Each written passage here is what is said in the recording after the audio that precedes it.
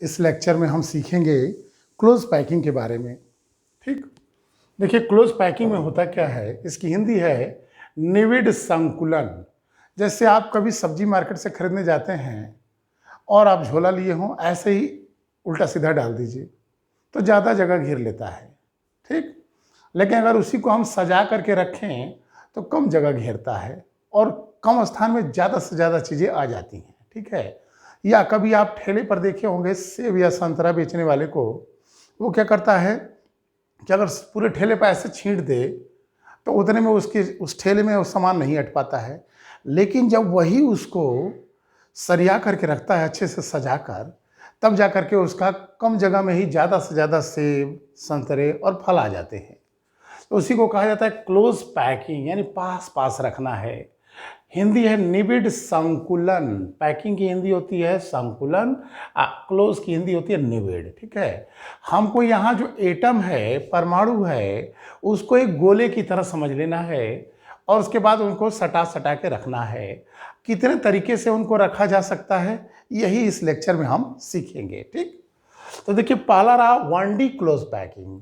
1D close packing का मतलब जैसे हम 3 डायमेंशन में काम करते हैं। 1D मतलब 1 डायमेंशनल क्लोज पैकिंग, एक विमीय निविड़ संकुलन। यानी हमारी बीमाएं जो हैं, लंबाई है, चौड़ाई है, ऊंचाई है, 3D है। हम पहले 1D क्लोज पैकिंग देखेंगे, फिर 2D क्लोज पैकिंग देखेंगे, फिर 3D क्लोज पैकिंग देखेंगे। 1D क्लोज पैकिंग यानी 1 dimensional close packing, 2D close packing देखेंगे, फिर 3D क्लोज पैकिंग देखेंगे। अर्थात 1D में क्या होगा, एक ही लाइन में ये खेल होगा। ठीक, 2D में क्या होगा, 2 दिशाएं, 2 डायमेंशन, लंबाई चौड़ाई कोई 2 तरीके से होगा। और 3D में क्या होगा, 3 डायमेंशनल क्लोज पैकिंग करेंगे। ठीक है, यहाँ ये 1 डायमेंशनल क्लोज पैकिंग दिया गया है। 1D क्लोज पैकिंग, एक बीमीय निविड़ संकुलन, एक बीमीय निविड़ संकुलन। इस चैप्टर में देखिए हिंदी के टर्म थोड़ा कठिन है, लेकिन इंग्लिश के टर्म बहुत आसान है। 1 डायमेंशनल क्लोज पैकिंग, यहाँ देखिए क्या किया गया है, गोलों को सटा सटा कर रखा गया है परमाणुओं को। ठीक, और एक ही दिशा में जा रहा है, 1 डायमेंशन हो रहा है, इसलिए इसे कहा जा रहा है 1D क्लोज पैकिंग। इसमें देखिए 2D क्लोज पैकिंग की बात करें तो यहाँ हमने क्या किया है, 2 डायमेंशन में क्लोज पैकिंग किया है। 2 डायमेंशन लगा है, एक डायमेंशन हमारी लंबाई हो गई और एक डायमेंशन क्या हो गई, चौड़ाई हो गई। देखिए एक डायमेंशन ये हो गया और दूसरा डायमेंशन ये हो गया। तो 2 डायमेंशन यानी लंबाई चौड़ाई 2 भुजाओं का काम होगा। अब 3D में क्या है, तीनों लंबाई चौड़ाई और ऊंचाई तीनों आ जाएगा।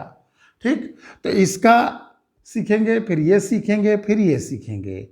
इसमें देखिए सिंपल क्यूबिक क्लोज पैकिंग है, हेक्सागोनल क्लोज पैकिंग है, इसका एक और नाम शॉर्टकट में लिखे तो HCP, hexagonal close packing, HCP। उसके बाद CCP क्यूबिक क्लोज पैकिंग देखेंगे, फिर इसका एक और नाम है FCC और BCC। चलिए स्टार्ट करते हैं। ठीक, आते हैं 1D क्लोज पैकिंग में। 1 डायमेंशन क्लोज पैकिंग में परमाणुओं को एकदम सटा सटा के रखना है। परमाणु को गोला समझिए, और जब सटा सटा के रखेंगे तो देखिए ये इसका केंद्र, ये इसका केंद्र, ये इसका सेंटर है, इसका सेंटर, ऐसे ऐसे ऐसे। एक शब्द आता है यहाँ टर्म कोऑर्डिनेशन नंबर।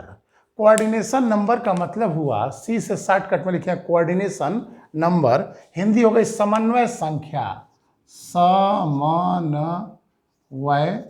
समन्वय संख्या, समन्वय संख्या इसकी हिंदी हो गई। इंग्लिश में coordination, coordination number. Coordination number क्या है, यानी एक परमाणु को कितने परमाणु स्पर्श कर रहे हैं। जैसे हमने यहाँ रेड कलर का एक दिखाया हुआ है, देखिए रेड कलर का एक परमाणु को दिखाए हैं, एटम को, गोले को। इसके संपर्क में ये बगल वाला है, ये वाला, और इसके संपर्क में ये वाला है। तो 2 लोग स्पर्श कर रहे हैं इस रेड कलर वाले को, तो इसका मतलब हुआ इसका कोऑर्डिनेशन नंबर हो गया 2। बात समझा रहा है, तो कोऑर्डिनेशन नंबर 2 रहा। 1 डायमेंशनल क्लोज पैकिंग, एक विमीय निविड़ संकुलन, कोऑर्डिनेशन नंबर 2 हो गया। अब जरा 2D क्लोज पैकिंग में आते हैं। तो 2D क्लोज पैकिंग में हम एटम्स को रख रहे हैं तो हम 2 तरीके से रख सकते हैं। पहला, जैसे देखिए एक लाइन में हमने ये सटा कर कैसे रखते चले गए, ये एक लाइन में ये सटा कर रखते चले गए, उसके बाद दूसरी लाइन फिर ऐसे रखे, फिर तीसरी लाइन रखे। रखते समय ध्यान क्या दे रहे हैं कि इसका जो लाइन है और इसका जो बिंदु है, इसका केंद्र, तीनों केंद्र आपस में मिलते चले जाएंगे। इनके जो सेंटर है ये आपस में मिलते होने चाहिए। अगर इस लेयर को हम ए टाइप कह दें तो यह लेयर भी कहलाएगी ए टाइप और यह लेयर भी कहलाएगी ए टाइप।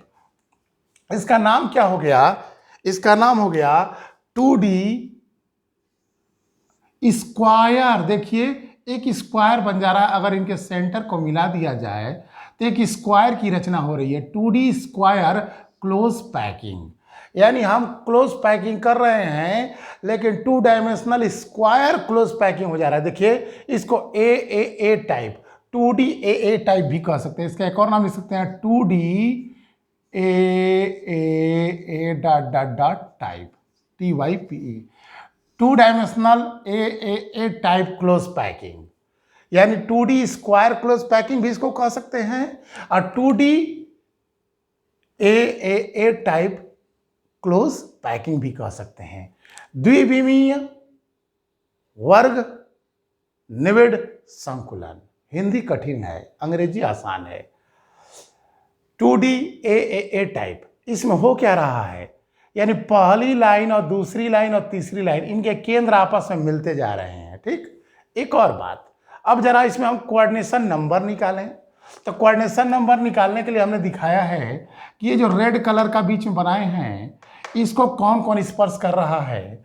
तो देखिए इसको स्पर्श कर रहा है ये वाला, ये वाला, ये वाला और ये वाला, 4 एटम। इसको जरा एलेबोरेट कर दें तो ये हमारा ऐसे बीचों बीच था, इसको एक ऊपर स्पर्श कर रहा है, एक इधर स्पर्श कर रहा है, एक इधर स्पर्श कर रहा है और एक नीचे स्पर्श कर रहा है, यही ना है। यानी हमारा जो है ये देखिए इसका सेंटर ले लें, इसका सेंटर ले लें, इसका सेंटर ले लें, इसका सेंटर ले लें, इसका सेंटर ले लें, ये ऐसे मिला दें तो ये हमारा हो गया 2D स्क्वायर क्लोज पैकिंग। तो हमने दिखाया ही था, लेकिन इसका कोऑर्डिनेशन नंबर कितना रहा, तो देखिए इसका कोऑर्डिनेशन नंबर हो गया 4। इस स्फीयर को 1 2 3 4 गोले स्पर्श कर रहे हैं तो इसका कोऑर्डिनेशन नंबर हो गया 4। तो हमने यहाँ दिया है 2D स्क्वायर क्लोज पैकिंग में, 2D स्क्वायर क्लोज पैकिंग में कोऑर्डिनेशन नंबर कितना है, 4 है। अब देखिए ये पैकिंग इफिशियंसी की बात कर रहे हैं हम, संकुलन दक्षता।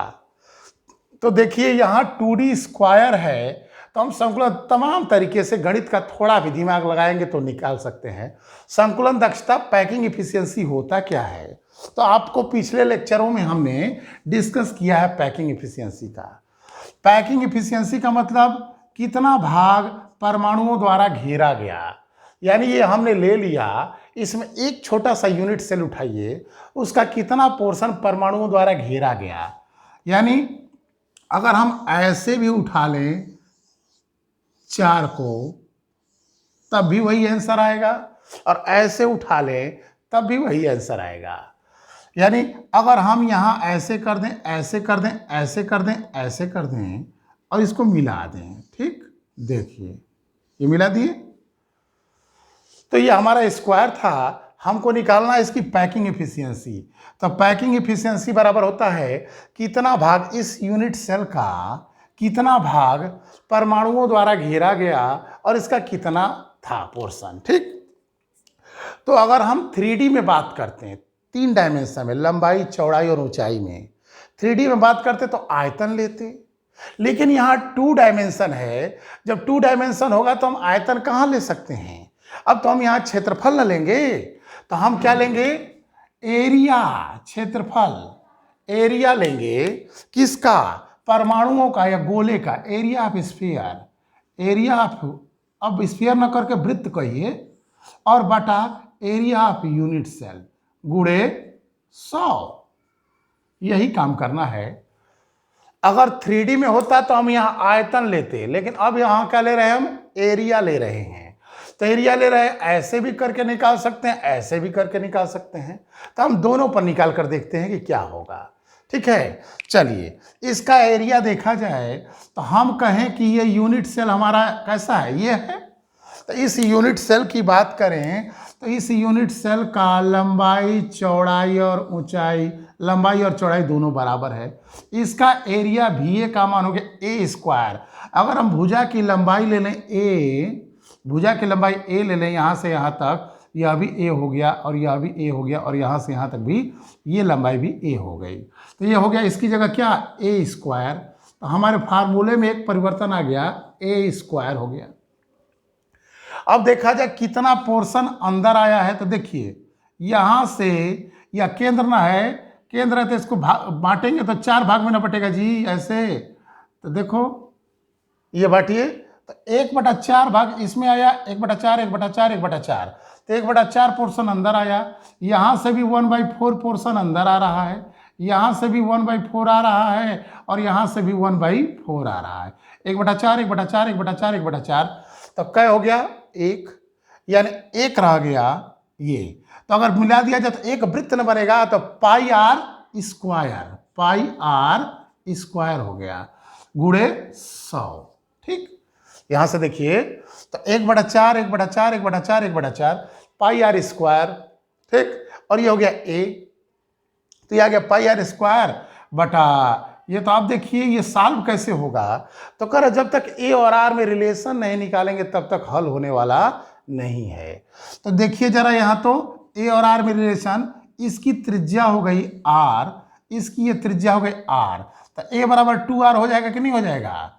ए बराबर क्या आ जाएगा 2r। देखिए यहाँ से ये और यहाँ से ये r, ये r हो गया और ये भी r हो गया, तो 2r हो गया। तो इसकी जगह 2r कर दें, तो 2r कर देंगे तो 2r स्क्वायर में हो जाएगा जी। ए स्क्वायर मतलब 2r का स्क्वायर, तो होल स्क्वायर करेंगे तो क्या हो जाएगा 2 दूनी 4, 4r स्क्वायर हो जाएगा। तो इसके स्थान पर हम लिख दें 4r स्क्वायर।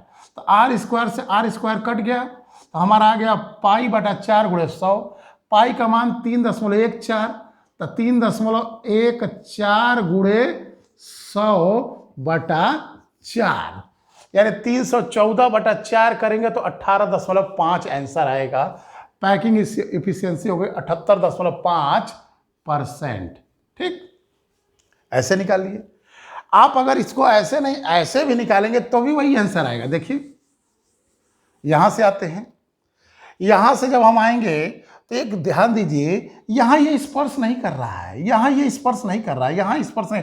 ये भुजा की लंबाई ए तो है, यहां से यहां तक की लंबाई ए तो है, ये भुजा की लंबाई ए हो गई ना। लेकिन अगर यहाँ ये स्पर्श कर रहे होते तब ना हम कहते कि ए बराबर 2r। यहाँ से देखिए भुजा की लंबाई ए तो हो जा रही है, लेकिन ए बराबर 2r यहाँ से नहीं आ रहा है, यहाँ से ए बराबर 2r नहीं आ रहा है, यहाँ से नहीं आ रहा है। तब हम क्या करें, गणित का दूसरा मंथन करें। तो गणित का दूसरा मंथन करें तो ये जो इसका केंद्र लिए हैं, इस केंद्र से इसको मिला दीजिए।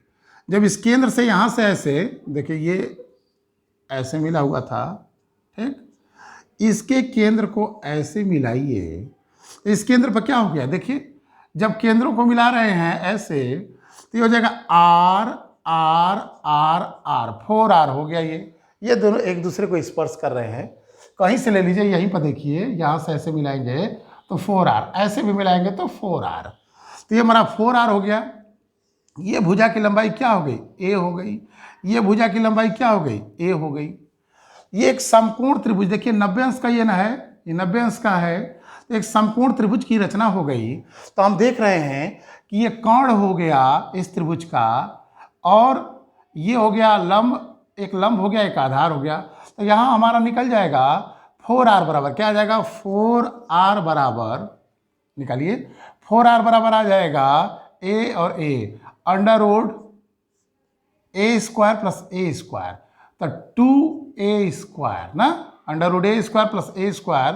ये देखिए 4r बराबर अंडर रूट a स्क्वायर, कर्ण का वर्ग बराबर लंब का वर्ग प्लस आधार का वर्ग, तो कर्णी में 2a स्क्वायर, तो 2a स्क्वायर है तो अंडर रूट 2 हो जाएगा, यहाँ हो जाएगा अंडर रूट 2, अब बाहर निकल जाएगा a, तो a बराबर क्या हो जाएगा 4r अपन अंडर रूट 2, डायरेक्ट लिख दें। a बराबर हो जाएगा, a बराबर हो गया 4r/√2। ये हमने ए और आर में रिलेशन निकाल के रख लिया। अब हमको निकालना है क्या, पैकिंग एफिशिएंसी। तो पैकिंग एफिशिएंसी निकालना है तो सूत्र तो वही रहेगा, एरिया ऑफ स्फीयर, परमाणुओं का ये क्षेत्रफल बटा यूनिट सेल का एरिया। तो ये यूनिट सेल है तो इसका एरिया नीचे का जो पोर्शन होगा वो तो हो जाएगा भुजा का वर्ग a²। ये क्षेत्रफल इसका क्या हो जाएगा, a²। अब जरा अंदर की बात करें कि भी इसका एरिया कितना होगा गोले द्वारा, यानी गोले द्वारा घेरा गया स्थान कितना होगा। तो कह रहा एक ठो गोला तो अंदर ही बैठा है, देखिए एक गोला है। उसके बाद हाई देखिए 1/4 यहाँ से, 1/4 यहाँ से, 1/4 यहाँ से और 1/4 यहाँ से, कितना हो गया 1/4, 1/4, 1/4, 1/4 और 1। तो 1/4, 1/4, 1/4 बराबर 1 और 1 लिखे 2, तो 2 गुणे πr² अगुणे 100। ठीक, ये रहा ए और आर में रिलेशन। ए का मान हमें पता है कितना है, ये ए का मान है 4r/√2। तो 4r/√2 है, तो इसको सॉल्व कर दे। पैकिंग एफिशिएंसी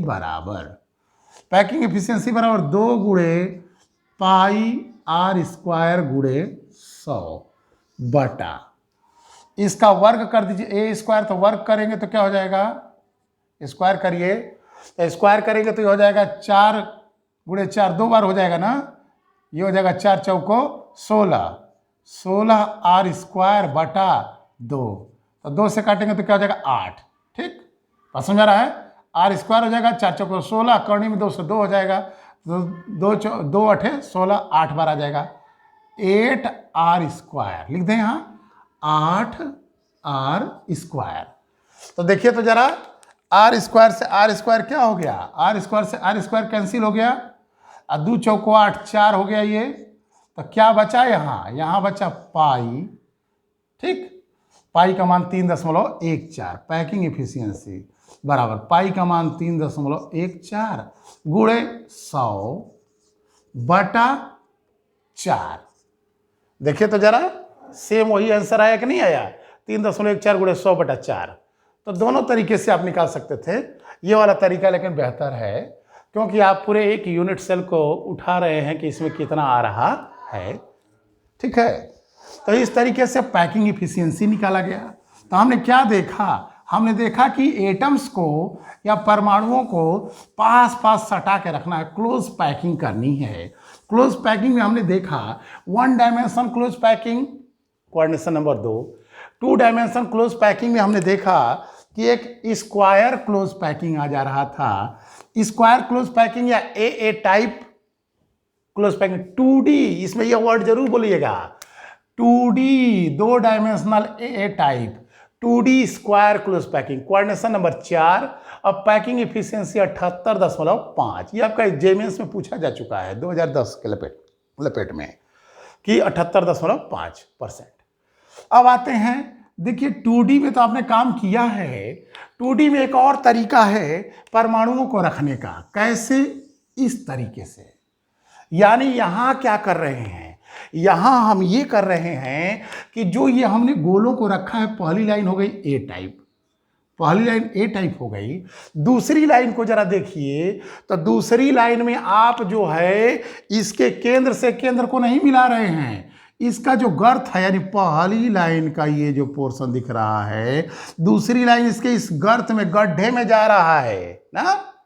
परमाणुओं को दूसरी लाइन को, तो पहली लाइन ए है और दूसरी लाइन बी टाइप हो गई और तीसरी लाइन फिर जो है ए टाइप हो गई। देखिए तीसरी लाइन फिर ए टाइप हो गई, क्यों, इसका केंद्र और इसका केंद्र मिलाइए तो एक लाइन में आएगा, इसका केंद्र और इसका केंद्र मिलाइए तो एक लाइन में आएगा। ठीक है, तो तीसरी लाइन क्या हो गई, ए टाइप।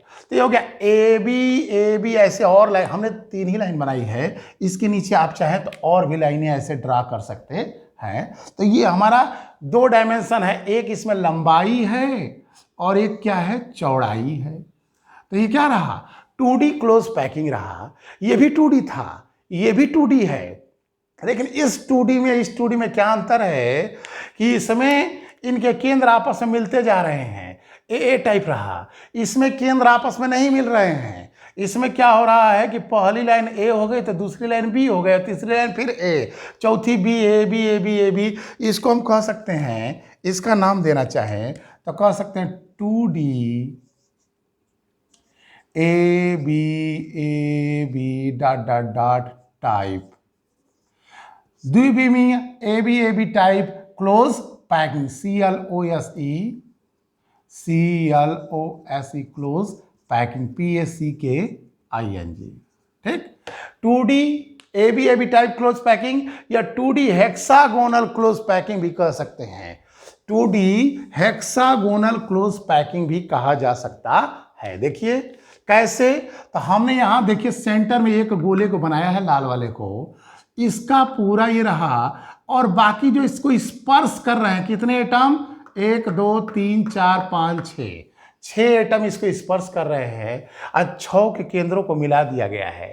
तो कोऑर्डिनेशन नंबर यहां कितना रहा, 6। जरा इसको एलेबोरेट यहां करते हैं बड़े पर। जैसे हमने एक ये गोला ले लिया, ठीक, इसको स्पर्श कर रहे हैं कितने, एक इधर स्पर्श कर रहा है, एक इधर स्पर्श कर रहा है, और 2 जो है ऊपर स्पर्श कर रहे हैं ऐसे, और 2 जो है ऐसे है। ठीक, ये देखिए ये हमारा बना हुआ है, इसका हमने ये केंद्र ले लिया और इसके केंद्र को उठा लिया, इसके केंद्र को उठा लिया, इसके केंद्र को उठा लिया, इसके केंद्र को, और इसका केंद्र। पहले तो ये मिला दें ऐसे, ये मिला दें ऐसे। सभी इस गोले को कितने लोग स्पर्श कर रहे हैं, 1 2 3 4 5 6। ठेले पर जो संतरा रखते हैं सब इसी तर्ज पे रखते हैं ताकि ज़्यादा से ज़्यादा जगह घेरी जा सके। अब देखिए यहाँ हमने ऐसे ले आए, यहाँ इसको ऐसे ले आए, इसका केंद्र मिला दिया ऐसे, इसको ऐसे, इसको ऐसे। ठीक, ये हमने ऐसे रख दिया।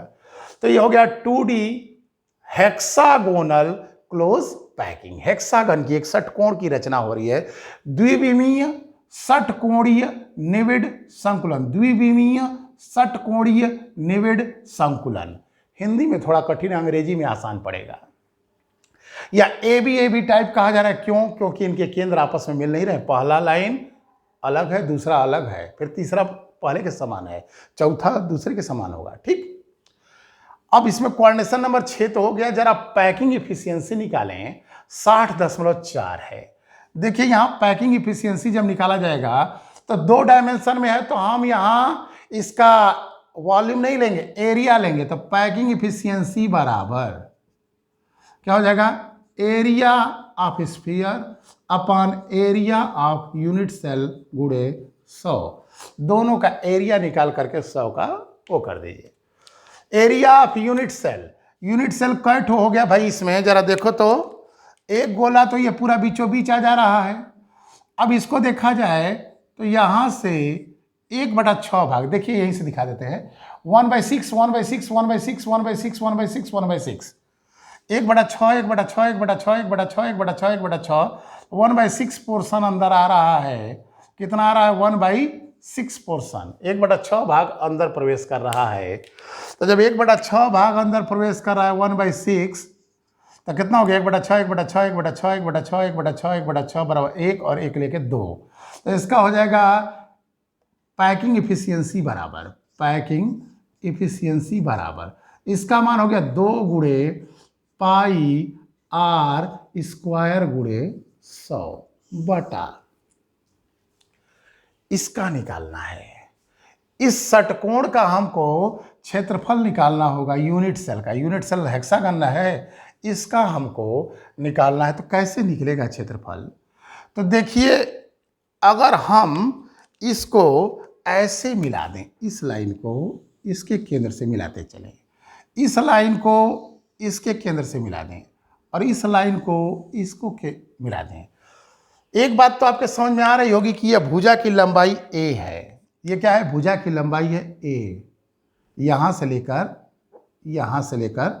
यहाँ तक। ये भुजा की लंबाई हमारी यहाँ से यहाँ तक की क्या हो गई, a हो गई। a बराबर 2r है, एक रिलेशन तो मिल गया, a बराबर 2r। देखिए हर जगह 2 वृत्त हैं, r r, यहाँ देखिए r r r r r।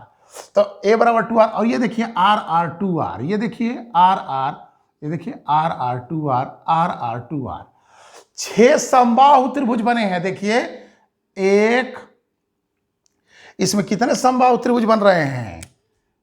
देखिए एक समबाहु त्रिभुज ये बना, दूसरा समबाहु त्रिभुज ये बना, तीसरा समबाहु त्रिभुज ये बना, चौथा ये बना। एक एक को हमने डार्क कर दिया है जिससे कि आपको देखने में आसानी हो।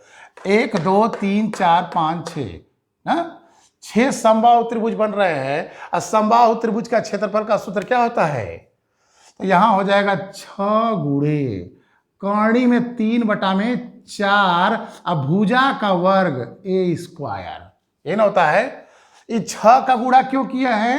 क्योंकि इसमें 6 ठो समबाहु त्रिभुज बने हुए हैं, और एक त्रिभुज का क्षेत्रफल क्या होगा? कर्ण में 3/4 भुजा का वर्ग। अब भुजा की लंबाई जो ये है, एज की लंबाई क्या है भुजा की साइड की? इसकी लंबाई है a, और ये क्या हो गया r, तो 2r ना हो गया। तो a के स्थान पर हम क्या कर दें? 2r कर दें। इसकी जगह पर लिख दें अब 2r का होल स्क्वायर, और इसको सॉल्व कर दें। जब सॉल्व कर देंगे तो आपका आंसर आएगा 60.4। बस समझा रहा है? तो हमने क्या देखा इसमें? हमने देखा 1D close packing, 2D close packing. 1D में कोऑर्डिनेशन नंबर 2, 2D में 2 तरीके से रख सकते थे। एक तो रहा AA टाइप, एक रहा AB टाइप। ठीक, अब A टाइप का नाम एक और था स्क्वायर क्लोज पैकिंग, और AB का नाम क्या है? Hexagonal close packing, HCP। Hexagonal close packing को क्या कर सकते हैं? HCP। 2D HCP, पूरा बात बोलिए।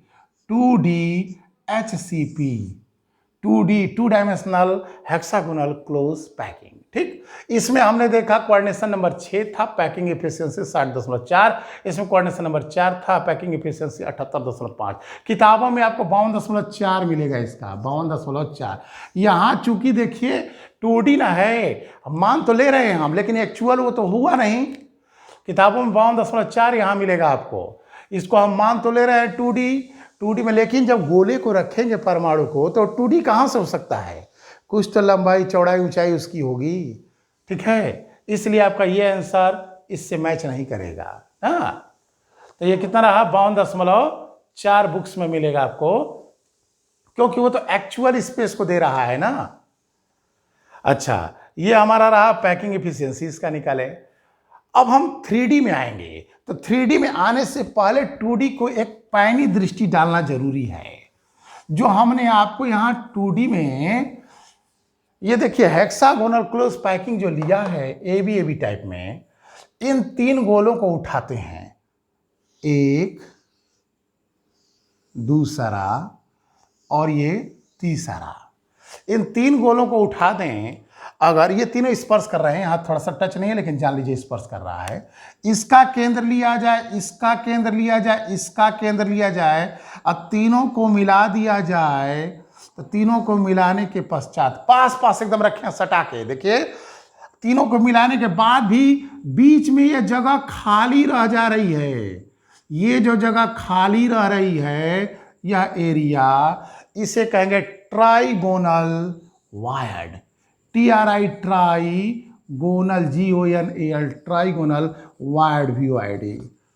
त्रिकोणीय रिक्ति, हिंदी क्या हो जाएगी? त्रिकोणीय रिक्ति, त्रिकोणीय रिक्ति, ट्राइगोनल वायर्ड। ये थोड़ी और बात समझते हैं इसकी। ये जो गोलवा दिख रहा है, यह परमाणु बड़ी त्रिज्या वाला है, और ये जो दिख रहा है इसमें छोटी त्रिज्या वाला एटम बैठेगा। यानी ऐसा परमाणु बैठ सकता है जिसकी त्रिज्या छोटी हो। और ये जो गोला दिख रहा है बड़ा वाला, ये बड़ा परमाणु। अब थोड़ा और अंदर प्रवेश करते हैं। हम अगर बात करें, उदाहरण लें तो धनायन लें और ऋणायन लें। पॉजिटिव आयन पीरियाडिक टेबल कक्षा 11 में पढ़ाए हैं, और निगेटिव आयन की बात करें तो निगेटिव आयन की त्रिज्या बड़ी होती है, एकदम गांठ बांध लीजिए। अब पॉजिटिव आयन की त्रिज्या छोटी होती है, ये गांठ बांध लीजिए। माइनस जो होता है उसकी त्रिज्या बड़ी होती है, प्लस जो होता है उसकी त्रिज्या छोटी होती है। अब हम इस चैप्टर में सवाल लगाते समय जब अंदर प्रवेश करेंगे तो दिमाग में एक बात बैठ जानी चाहिए कि भाई जो रिक्ति है, ये जो छोटी सी जगह है, यह धनायन के रहने की जगह है। ये किसकी जगह है? पॉजिटिव आयन की रहने की जगह है। और ये कौन है? निगेटिव आयन है। ये कौन है? Negative ion. हाई गोलावा निगेटिव आयन है। मोटा मोटी चैप्टर में दिमाग तेजी से चले, इसके लिए ध्यान रखिए। हाई छेदवा में बैठेगा पॉजिटिव आयन। इसमें कौन बैठेगा? पॉजिटिव आयन बैठेगा छेदवा के अंदर। ठीक है, यहाँ अर्थात रिक्ति धनायन के रहने की जगह है या कम परमाणु त्रिज्या वाले परमाणु के रहने की जगह है। ऐसा एटम जिसकी रेडियस कम है उसके बैठने की जगह है। हाई कौन है? निगेटिव आयन है। इस ज्योमेट्री की रचना कौन कर रहा है? अब दूसरा प्रश्न, इस ज्योमेट्री की रचना निगेटिव आयन कर रहा है।